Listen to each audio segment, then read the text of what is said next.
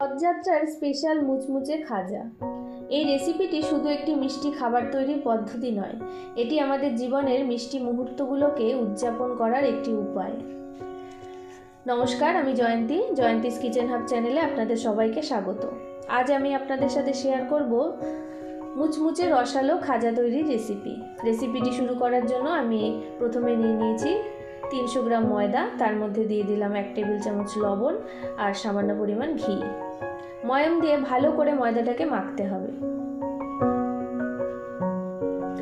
মাখতে মাখতে সামান্য পরিমাণ ময়দা হাতে এভাবে মুঠো করে তুলে দেখবেন দলা পাকিয়ে এসেছে।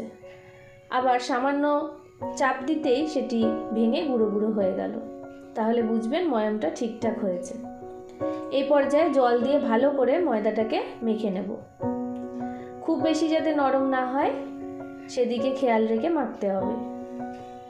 আমার ময়দা মাখা হয়ে গেছে, আমি ময়দাটাকে আধ ঘন্টার জন্য ঢাকা দিয়ে রাখব। এরপর চিনির শিরা তৈরি করব। এই জন্য কড়াইতে 1 বাটি চিনি নিয়ে নিয়েছি, সেই বাটি মেপেই নিয়ে নিয়েছি হাফ বাটি জল। এরপর এর মধ্যে দিয়ে দিলাম একটা স্লাইস করে রাখা পাতিলেবুর টুকরো। ভালো করে ফুটতে দিতে হবে। দেখুন ফুটে উঠেছে। বেশ কিছুক্ষণ ফুটে ওঠার পর ঠিক চ্যাটচ্যাটে ভাব আসলেই আমি শিরাটাকে নামিয়ে ঠান্ডা হতে দেব।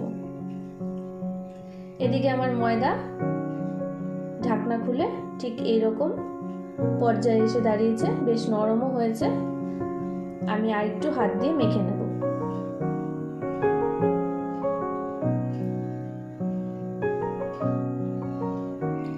আমি ময়দা থেকে 5টা লেচি কেটে নিয়েছি। এরপর লেচিগুলো থেকে রুটির মতো বড় বড় সাইজে বেলে নেব।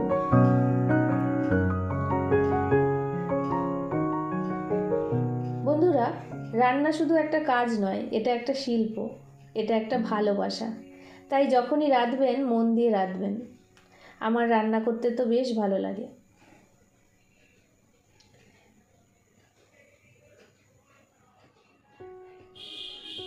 ঠিক এইভাবে বড় বড় করে রুটিগুলোকে বেলে নিতে হবে।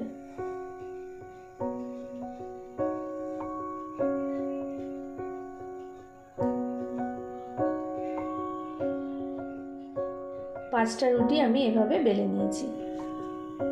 এবার একটা থালায় তুলে নিলাম। অন্যদিকে একটা বাটিতে সামান্য পরিমাণ ময়দা, তার মধ্যে ঘি দিয়ে একটা ব্যাটার বানিয়ে নিতে হবে।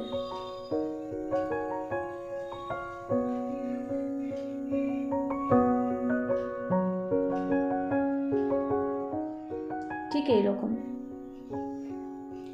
এরপর রুটিগুলোকে নিয়ে তার উপরে ব্যাটারটাকে দিয়ে একটু স্প্রেড করে দিতে হবে। আমি কাজটা হাত দিয়ে করেছি, আপনারা চাইলে ব্রাশ দিয়েও করতে পারেন। তার উপরে আবার একটু ময়দা দিয়ে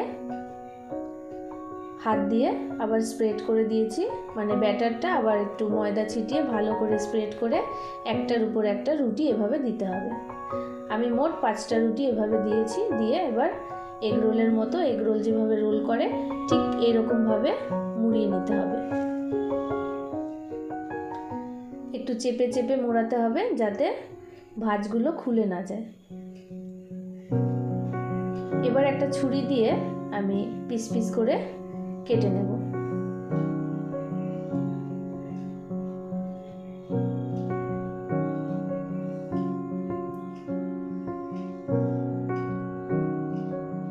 রান্নাঘর সেই জায়গা যেখানে ভালোবাসা আর যত্নের মিশ্রণে তৈরি হয় অমৃত। আজকের এই গজা সেই অমৃতেরই একটি রূপ, যার স্বাদ অসাধারণ। দেখুন আমি খাজাগুলোকে কেটে নিয়েছি। এইভাবে একটু হাত দিয়ে চেপে বেলনির সাহায্যে একটু হালকা হাতে একটু চেপে লম্বা করে বেলে নেব, ঠিক এইরকম। এরপর হালকা তেল গরম হলে আমি এগুলোকে ভেজে তুলে নেব। তেলের মধ্যে একটু সামান্য ঘি দিয়ে দিয়েছি আর দিয়ে দিয়েছি কয়েক টুকরো এলাচ, এতে গন্ধটা আরও ভালো আসবে।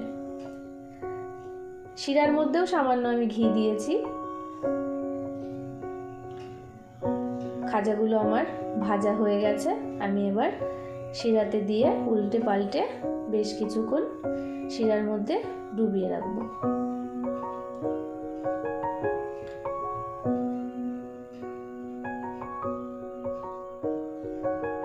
আমার খাজা তৈরি কমপ্লিট। আমি সার্ভ করে দিয়েছি। রেসিপিটি কেমন লাগলো অবশ্যই জানাবেন। ভালো লাগলে লাইক, কমেন্ট, শেয়ার করবেন। নতুন কোনো রেসিপি দেখতে চাইলে অবশ্যই বলবেন। আজ এই পর্যন্তই। ধন্যবাদ।